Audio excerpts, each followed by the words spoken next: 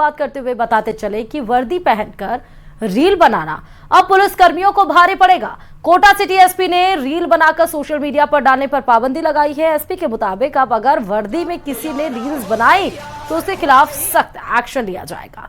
इस बारे में सभी थानों में निर्देश दिए हैं कि रील बनाना पुलिस कंडक्ट के विरोध है। तो तमाम पुलिसकर्मियों को आप देखते होंगे सोशल मीडिया पर रील्स बनाते हुए। तमाम पुलिसकर्मी वायरल भी हैं, लेकिन अब ये बता दिया गया, हिदायत दे दी गई सभी थानों में।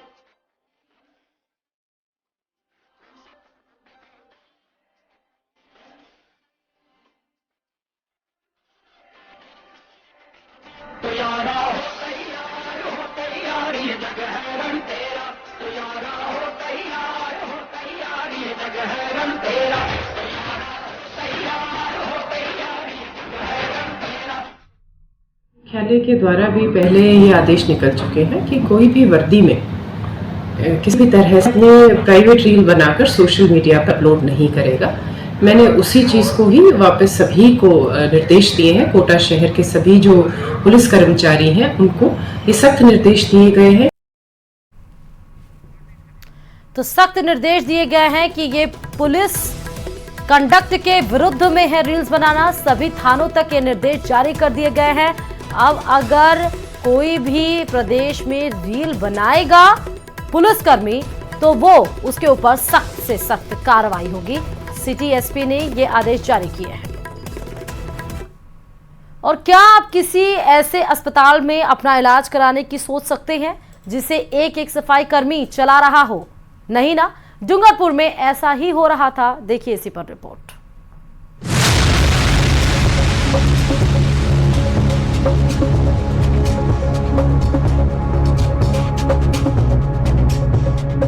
फर्जी अस्पताल में भारी मात्रा में मिली दवाइयां।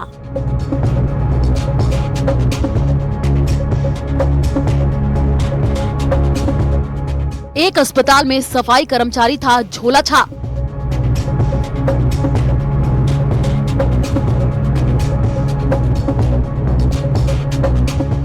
अस्पताल का कोना कोना छान मारा, लेकिन बीमार को सेहत की दवा देने वाले, अपने आप को डॉक्टर कहने वाले जनाब नजर नहीं आए। सचमुच झूठ के पांव नहीं होते, इसलिए हेल्थ डिपार्टमेंट की दबिश की इत्तला मिलते ही सिर पर पांव रख करके भाग गए। तस्वीरें डूंगरपुर की हैं, जहां चिकित्सा और स्वास्थ्य विभाग ने सिमलवाड़ा ब्लॉक में एक फर्जी अस्पताल को सीज किया। जहां पर टीम के आने की भनक लगने से टीम के पहुंचने से पूर्व ही जोड़ा साहब चिकित्सक वहां से भाग गया। मौके पर बहुत सारी मेडिसिन मिली, जिसमें प्रसूति करवाने वाली दवाइयां तथा अन्य दवाइयां मिली। अस्पताल में एक प्रसूता और एक मरीज के भर्ती होने की खबर है। दबिश देने वाली टीम ने अस्पताल में भर्ती दोनों मरीजों को सीएससी में भर्ती करवाया। मौके पर एक प्रसूता मिली जिसकी डिलीवरी उसने सुबह करवाई थी, तथा एक और मरीज पाया गया उल्टी दस्त का, जिसके वहां ड्रिप चल रही थी। प्रसूता को 108 के जरिए पास में स्थित सामुदायिक स्वास्थ्य केंद्र डुंगरसाण में शिफ्ट कर दिया गया है। अब भोले भाले लोगों की जान से खिलवाड़ करने वाले नीम हकीम को जानिए। 3 साल पहले गुजरात के अहमदाबाद में एक अस्पताल में सफाई कर्मचारी था, जहां वो प्रसव ड्रिप लगाना सीख गया और पुनावाड़ा में अपना 8 बेड का अस्पताल खोला था। 3 साल की बड़ी ठसक के साथ अस्पताल चला रहा था। जिस इमारत में फर्जी अस्पताल चल रहा था उसे एक सरकारी शिक्षक ने किराए पर दे रखा था। दबिश देने वाली टीम ने अस्पताल सीज कर दिया है। फिलहाल स्वास्थ्य विभाग मामले की जांच में जुटा हुआ है। न्यूज़ 18 राजस्थान के लिए डूंगरपुर से जयेश पवार की रिपोर्ट।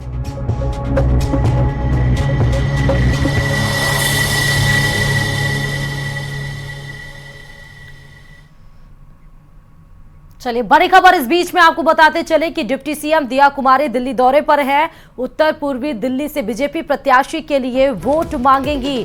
दिया कुमारी शाम 4 बजे दिया कुमारी महिला सम्मेलन को भी संबोधित करेंगी। उत्तर पूर्वी दिल्ली से बीजेपी प्रत्याशी हैं मनोज तिवारी, जिनके पक्ष में वोट की अपील डिप्टी सीएम दिया कुमारी के द्वारा किया जाएगा और उसके साथ साथ महिला सम्मेलन को भी संबोधित करेंगे। इसके पहले 2 दिवसीय दौरे पर मुख्यमंत्री भजनलाल शर्मा थे। बीजेपी प्रत्याशी के पक्ष में वोट की अपील की थी, प्रवासी राजस्थानियों से मुलाकात किए थे और इस क्रम को आगे बढ़ाते हुए अब डिप्टी सीएम दिया कुमारी, मनोज तिवारी जो कि उत्तर पूर्वी दिल्ली से बीजेपी के प्रत्याशी हैं, उनके पक्ष में वोट की अपील की जाएगी।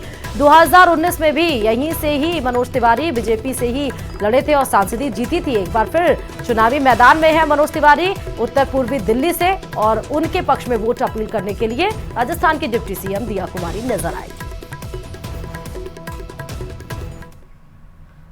और अभी हाल ही में प्रदेश के सभी राजकीय पर्यटन स्थलों पर भ्रमण के दौरान पर्यटकों से फीडबैक फॉर्म भरवाया गया, जिसमें कुछ पर्यटकों ने गाइडों को अप्रशिक्षित और भाषाओं की कम जानकारी की शिकायत की थी, जिस पर शासन प्रशासन मुस्तैद हो गया है। देखिए रिपोर्ट।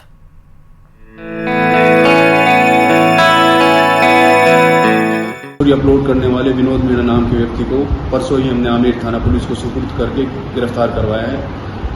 उसके अलावा भी समय समय पर टैफ द्वारा लपकों के खिलाफ काफी कार्रवाई की जा रही है। इस साल अभी अप्रैल तक हम तकरीबन 150 से अधिक लपकों को गिरफ्तार कर चुके हैं। पहली बात जो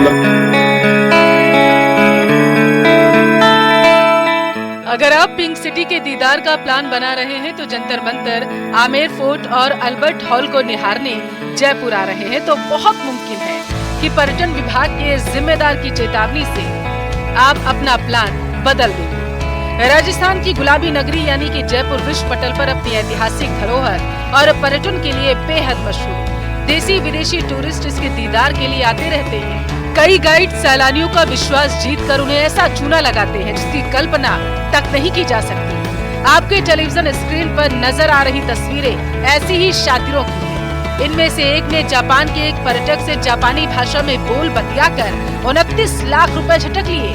इसी साल मार्च के अंत में पुलिस ने इन शातिरों को दबोच लिया, लेकिन ऐसे कई टप्पेबाज अभी भी पिंक सिटी में सक्रिय हैं, जिनके खिलाफ पर्यटन विभाग सख्त कदम उठाने जा रहा है। इन्हीं लोगों को दूर करने के लिए मैं उच्च अधिकारियों को इस संबंध में निवेदन भी करा और लिखित में भी हम उनके पास लिख के भिजवाएंगे कि एक बार दोबारा से रिव्यू किया जाए। जो गाइड हमने बना रखे हैं वो क्या सही ढंग के हैं, प्रशिक्षित हैं, शिक्षित हैं और वो भाषाओं की जानकारी रखते हैं, टूरिस्ट के साथ वो अच्छा व्यवहार कर सकते हैं नहीं कर सकते, उसका एक पूरा इवेल्युएट किया जाए ताकि टूरिस्ट जो आता है उसकी सुरक्षा का भी पूरा ध्यान हो। पर्यटकों को लपकों से बचाने के लिए पर्यटन सहायता बल लपका पकड़ो अभियान चला रहा है। पर्यटन सहायता बल के अमजद खान बताते हैं कि इस साल अप्रैल तक करीब 150 लपकों को पकड़ा गया। पर्यटन विभाग प्रदेश में पर्यटकों को सुरक्षा और सुविधा देने का भरपूर प्रयास कर रहा है। पर्यटन मंत्री और उप मुख्यमंत्री दिया कुमारी की पहल पर पर्यटन सहायता बल में महिलाओं की तैनाती होने जा रही है। न्यूज़ 18 राजस्थान के लिए जयपुर से महिमा जैन की रिपोर्ट।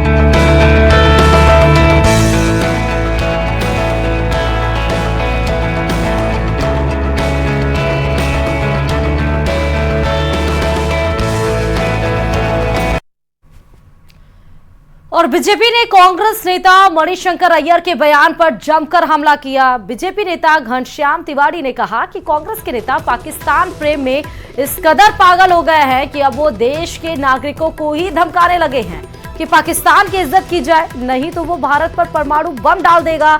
मोदी का भारत घर में घुसकर पाकिस्तान को मारता है। वहीं बीजेपी के प्रदेश महामंत्री दामोदर अग्रवाल ने भी कहा कि पीएम मोदी का भारत कांग्रेस और उनके पाकिस्तानी आकाओं की गीदड़ भपकियों से डरने वाला नहीं है। भारत की फौज ने पाकिस्तान और चीन की इतनी गर्दन मरोड़ी है कि अब उनमें भारत की तरफ झांकने का भी साहस नहीं बचा। और वहीं मंत्री झापर सिंह खर्रा ने भी मणिशंकर के बयान पर उन्हें जमकर खरी खोटी सुनाई है। कांग्रेस को वोट नहीं देंगे तो पाकिस्तान परमाणु बम डाल देगा। वो अगर कांग्रेस को वोट नहीं देंगे तो सेम पित्रोदा भारत का विभाजन करा देगा। भारत को विभाजन कराने के लिए सेम पित्रोदा का कल का बयान और मणिशंकर का आज का बयान कि पाकिस्तान के पास परमाणु बम है तो भारत को पाकिस्तान की इज्जत करनी चाहिए। आतंकवाद को बढ़ावा देने वाला, कश्मीर के अंदर भारतीय सेनाओं को मारने वाला, भारत में बम विस्फोट करने वाला और भारत के खिलाफ सारी दुनिया में जहर उगलने वाले देश के प्रति ये कांग्रेस की नीति है। अगर कांग्रेस किंचित मात्र भी सत्ता में आने का संदेश हुआ तो जिस प्रकार भारत के शहरों में पहले बम फूटते थे और लोग मरते थे वैसे मरेंगे। कांग्रेस के मणिशंकर अय्यर ने आज एक विचित्र स्टेटमेंट दिया है कि भारत को पाकिस्तान की इज्जत करनी चाहिए क्योंकि पाकिस्तान के पास परमाणु बम है। यदि हम उसकी इज्जत नहीं करेंगे तो वो भारत पर परमाणु हमला करने की सोच सकता है। मुझे लगता है कि कांग्रेस अब कांग्रेस और अल्पसंख्यकों की प्रवक्ता बन गई है। उसका भारत और भारतीय से कोई संबंध नहीं रहा है। वो हमें परमाणु हमले की धमकी दे रहे हैं। क्या भारत एक दुर्बल राष्ट्र है? आज भारत 20वीं सदी का मुल्क नहीं है, आज मोदी का हिंदुस्तान है। पिछले 10 वर्ष में पाकिस्तान की आर्थिक स्थिति जिस प्रकार बद से बदतर हुई है और पाकिस्तान से प्रेम करने वाले भारत के नेताओं को वहाँ से जो आर्थिक मदद मिला करती थी वो कम हुई है। उससे बौखलाकर मणिशंकर अय्यर जैसे नेता अपने आका को खुश करने के लिए और भारत को कमजोर करने के लिए और आने वाले 2024 के लोकसभा चुनाव में फिर एक बार मोदी जी के प्रचंड बहुमत के साथ प्रधानमंत्री बनने को लेकर इतने भयभीत हैं कि कहीं उनके पाकिस्तान और चीन के साथ रिश्तों को लेकर आने वाली सरकार उनकी जांच करवाकर कहीं उनके खिलाफ कानून सम्मत कठोर से कठोर कार्रवाई। चलिए, इस बीच भीलवाड़ा से बड़ी खबर आ रही है जहां पर गोदाम में भीषण आग लग गई है। दरअसल शहर के निजी अस्पताल के पास ही ये गोदाम स्थित है जहां पर आग लगी है। पत्तल और दोने का गोदाम ये बताया जा रहा है। भीमगंज थाना क्षेत्र का ये पूरा मामला है। सूचना मिलने पर भीमगंज थाना पुलिस मौके पर पहुंच चुकी है। 2 दमकलों की मदद से आग पर काबू पाने की कोशिश लगातार जारी है। तो डोंगल और पत्ते की ये गोदाम बताई जा रही है। अस्पताल के पास ही ये गोदाम स्थित है क्योंकि डोंगल और पत्ते की है, इसलिए आग तेजी से फैल भी रही होगी। लेकिन फिलहाल 2 दमकल की गाड़ियां वहां पर मौजूद हैं। भीमगंज थाना पुलिस वहां पर पहुंच चुकी है। दमकल की मदद से आग पर काबू पाने की पूरी कोशिश, पूरी कवायद चल रही है।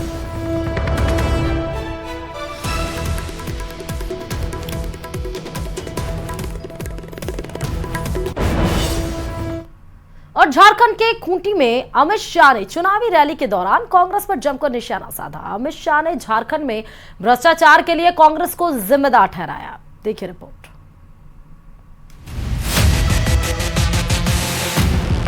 झारखंड में 13 मई को पहले चरण की 4 सीटों पर मतदान होना है।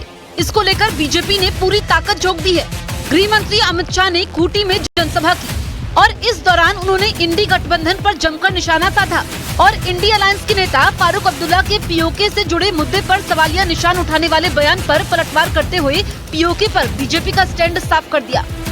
शाह ने कहा, पीओके के मुद्दे पर डराने वाले कान खोलकर सुन ले कि पीओके भारत का है, इसे कोई भी ताकत हमसे कोई छीन नहीं सकती। मणिशंकर अय्यर हमें धमकी दे रहे हैं, देश को धमकी दे रहे हैं। पाकिस्तान को सम्मान दीजिए, उनके पास एटॉमिक बॉम्ब है।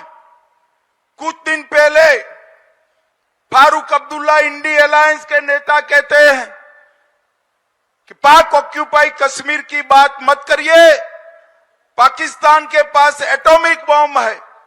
मैं कांग्रेस पार्टी और इंडी अलायंस वालों को कहना चाहता हूं, पाक ऑक्यूपाई कश्मीर भारत का है, इसको कोई नहीं छीन सकता, भारत से कोई नहीं छीन सकता। ये भी याद रखे वो भी चूड़ियां पहने हुए नहीं है, याद रखिएगा।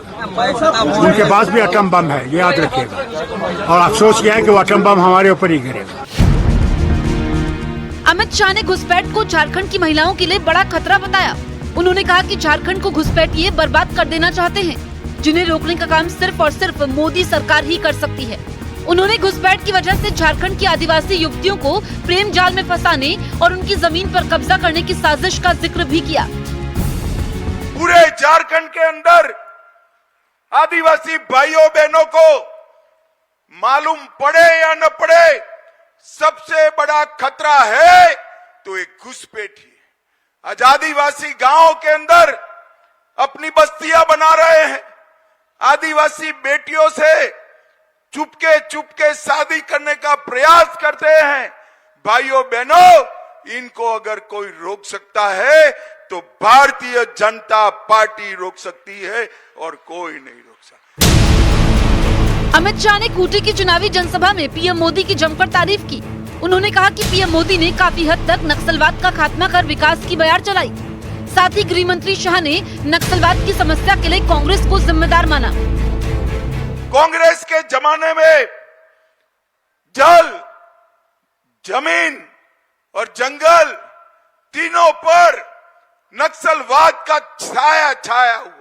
मोदी जी ने नक्सलवाद को समाप्त कर विकास की गंगा बहाने की शुरुआत करी है।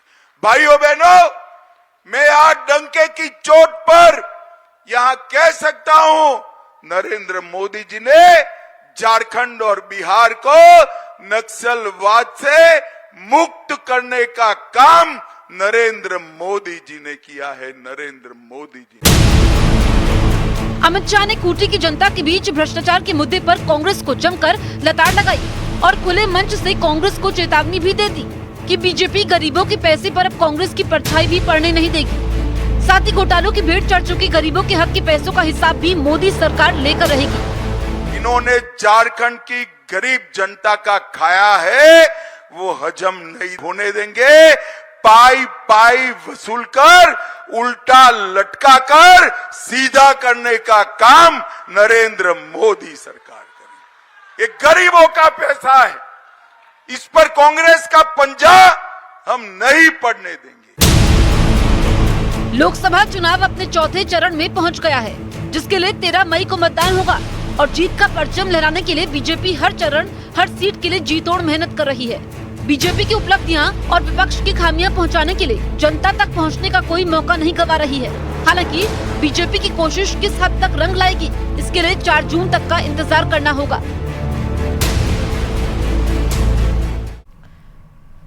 और अब खबर कोटा से है, जहां एयरपोर्ट के सामने चालान काटने के दौरान हंगामा खड़ा हो गया। स्कूटी सवार बुजुर्ग गाड़ी से गिरकर घायल हो गया। बुजुर्ग के गिरने पर लोगों ने ट्रैफिक पुलिस पर लापरवाही का आरोप लगाते हुए हंगामा कर दिया। लोगों ने हंगामा करते हुए आक्रोश जताया। बताया ये जा रहा है कि कार चालक को पकड़ते समय अनियंत्रित होकर बुजुर्ग की स्कूटी गिर गई और स्कूटी सवार बुजुर्ग घायल। हेलमेट उतारो, हेलमेट उतारो, नीचे करो।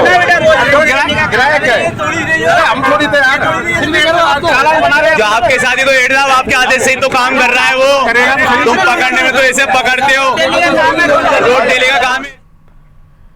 और अब बात प्रतापगढ़ की कर लेते हैं। प्रतापगढ़ के धरियावद उपखंड में शुक्रवार शाम को तेज तूफान और बारिश ने कोहराम मचाया। आंधी की वजह से कई बड़े पेड़ और विद्युत पोल धराशायी हो गए। धारियावाद बांसवाड़ा मार्ग पर एक बड़ा पेड़ गिरने से दोनों ओर से आवागमन बंद हो गया। मार्ग बंद हो जाने के कारण लोगों को काफी परेशानी का सामना भी करना पड़ा।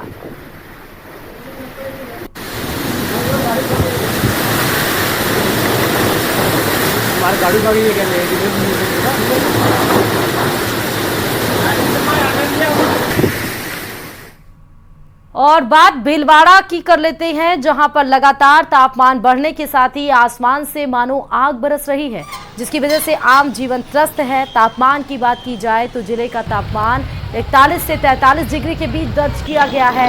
वहीं तपती गर्मी से बचने के लिए लोग गन्ने के जूस, ठंडी चीजों का सहारा ले रहे हैं। शहर में गर्मी से परेशान लोगों से बात की हमारे संवाददाता ने। मई का महीना चल रहा है और गर्मी ने अपने पूरे तेवर दिखा दिए हैं। तापमान 42 से 43 डिग्री के बीच में भीलवाड़ा शहर में देखा जा रहा है। लोग बाग लगातार इस गर्मी से बचने के लिए जतन कर रहे हैं। हम हैं आजाद चौक में, सबसे महत्वपूर्ण मार्केट है ये। यहाँ पे भीड़, खचाखच भीड़ देखने को मिलती है आम दिनों पर कहीं ना कहीं गर्मी का असर यहाँ पे साफ देखने को मिल रहा है। लोग अपने घरों से बाहर कम निकल रहे हैं, गर्मी से बच रहे हैं, गर्मी से बचने के ही जतन कर रहे हैं। गन्ने के जूस की लारी है, देखिए किस प्रकार से लोग गर्मी से बचने के लिए गन्ने के जूस का आनंद ले रहे हैं। बात करते हैं, कुछ युवा हमारे साथ है, गन्ने का जूस पी रहे हैं। पहले कभी ऐसी गर्मी देखी भीलवाड़ा में? जी, इस बार शुरुआत में गर्मी कम थी, लेकिन धीरे जैसे मई का महीना बढ़ता जा रहा है उसी प्रकार गर्मी भी अपने चरम पर बढ़ती जा रही है। और अब देखा जा रहा है गर्मी से हम बहुत सब परेशान हो जा रहे हैं। लू भी अब ज्यादा बढ़ रही है और गर्म हवा ज्यादा तेज होती जा रही है। इसलिए हम आज गन्ना जूस पीना है ताकि इस गर्मी से थोड़ी राहत मिल सके और थोड़ी शरीर को थोड़ा ठंडा रख सके। और सब कुछ चूते हैं, इनसे बात करेंगे। पहली बार देखी ऐसी गर्मी? यस मैम, बहुत खतरनाक गर्मी है, तो वो देखने घबरा रहे गर्मी से। देखिए, गाड़ियों पर जब लोग बाग चला रहे हैं तो मुंह पे कपड़ा बांध के चला रहे हैं, मुंह ढक के महिलाएं घर से बाहर निकल रही हैं ताकि जो गर्मी है उन्हें ना लगे और लू की चपेट में ना आए, कोई बीमारी उनको ना हो जाए। कहीं ना कहीं गर्मी ने अपना भीषण रूप पूरी तरह दिखा दिया है। तापमान लगातार बढ़ोतरी कर रहा है और लोग बाग कहीं ना कहीं इससे परेशान होते हुए नजर आ रहे हैं। लोग बाग वो साधन ढूंढ रहे हैं, वो जगह ढूंढ रहे हैं, वो चीजें ढूंढ रहे हैं जिससे गर्मी से राहत मिल सके। लोगों ने दिन में निकलना कम कर दिया है और जब निकल रहे हैं तो पूरी तरह अपने आप को ढक के निकल रहे हैं ताकि गर्मी से बचाव कर सके। वीडियो जर्नलिस्ट अंकुश सनाटे के साथ राहुल कौशिक, न्यूज 18 भिलवाड़ा। वो भिलवाड़ा के बाद अलवर से बड़ी खबर यह है जहां पर वन कर्मियों के साथ मारपीट की गई है। दरअसल अवैध खनन के खिलाफ कार्रवाई करने के दरमियान ही इस मारपीट को अंजाम दिया गया। मारपीट कर पत्थरों से भरे जब्त 2 ट्रैक्टर ट्रॉली भी छुड़वाए गए हैं। एक जेसीबी को छुड़ाकर हमलावर फरार हो गए। राड़ी के गांव उकेरी का ये पूरा मामला है। 6 नामजद सहित करीब 16 लोगों के खिलाफ FIR दर्ज की गई है। तो अवैध खनन के खिलाफ जब कार्रवाई करने के लिए वनकर्मी पहुंचे तो उनसे मारपीट की गई और कब्जे से जो एक ट्रैक्टर ट्रॉली छुड़ाकर फरार भी हो गए हमलावर। जेसीबी को छुड़ाकर फरार हो गए। राड़ी के गांव केरी गांव का पूरा मामला है। चलिए, प्रदेश में मौसम का मिजाज बदल गया है। कई जगहों पर बारिश हुई, ओले गिरे जिससे लोगों को गर्मी से राहत मिली। ये रिपोर्ट देखिए।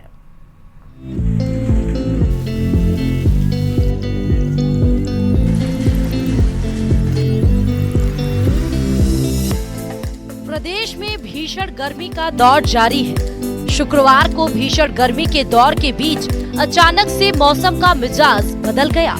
तेज हवाओं के साथ कई जगहों पर ओले गिरे तो कहीं धूल भरी आंधी चली। बारिश के बाद तापमान में अचानक गिरावट दर्ज की गई। लोगों को भीषण गर्मी से राहत मिली। बारिश से 7 जिलों की जगह सिर्फ 2 जिलों में ही तापमान 45 डिग्री से ऊपर रह गया।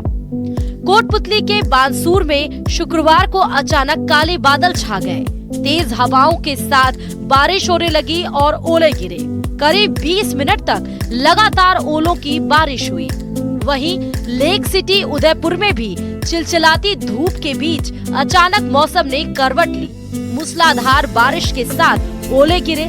करीब 1 घंटे से ज्यादा समय तक हुई बारिश से लोगों के घरों तक में पानी भर गया। झुंझुनू के कई इलाकों में बारिश के साथ ओले गिरे। पिलानी के बेरी, रामपुरा, हमीनपुर गांव के अलावा सूरजगढ़ और बुहाना क्षेत्र में शाम को तेज हवाओं के साथ बारिश हुई और ओले गिरे, जिससे खेतों में किसानों की कटी हुई सरसों की फसल और पशुओं के लिए चारे को नुकसान हुआ। करौली में पश्चिम विक्षोभ की चलते तेज ठंडी हवाएं चली और बारिश हुई, जिससे लोगों को कई दिनों से पड़ रही तेज गर्मी से राहत मिली। राजधानी जयपुर में भी धूल भरी हवाएं चली। आसमान में काले बादल छा गए। हवाओं के चलते वाहन चालकों को परेशानी हुई। हालांकि जयपुर वासियों को गर्मी से राहत मिल गई। इधर मौसम विभाग ने आज भी कई जिलों में बारिश का अलर्ट जारी किया है। बीकानेर, जोधपुर, अजमेर, उदयपुर, कोटा, जयपुर और भरतपुर संभाग के कुछ भागों में गरज चमक के साथ कहीं कहीं आंधी तो बारिश होने की प्रबल संभावना है। राजस्थान के कई इलाकों में अगले 24 घंटों में ही एक नया पश्चिमी विक्षोभ सक्रिय होगा। इसके असर से आज दोपहर से ही राजस्थान के कई इलाकों में तीव्र मेघ गर्जन, इसके अलावा आकाशीय बिजली, कहीं कहीं ओलावृष्टि और तेज अंधड़ होने की संभावना है। इस दौरान हवा की गति 50 से 60 किलोमीटर प्रति घंटा तक की भी दर्ज की जा सकती है। तापमान की बात करें तो आज से ही राजस्थान के कई इलाकों में आंधी बारिश की गतिविधियों से तापमान में 2 से 4 डिग्री सेल्सियस की गिरावट होगी। यानी जो हीट वेव का दौर पिछले 3-4 दिनों से बना हुआ था, इससे पूरी तरह से राहत जो है वो मिलने की प्रबल संभावना है। वहीं प्रदेश में प्रमुख शहरों के तापमान की बात करें तो बीकानेर में 45.5, फलोदी में 45.2, चुरू में 44.9, फतेहपुर में 44.9 और जयपुर में 43 डिग्री तापमान दर्ज किया गया है।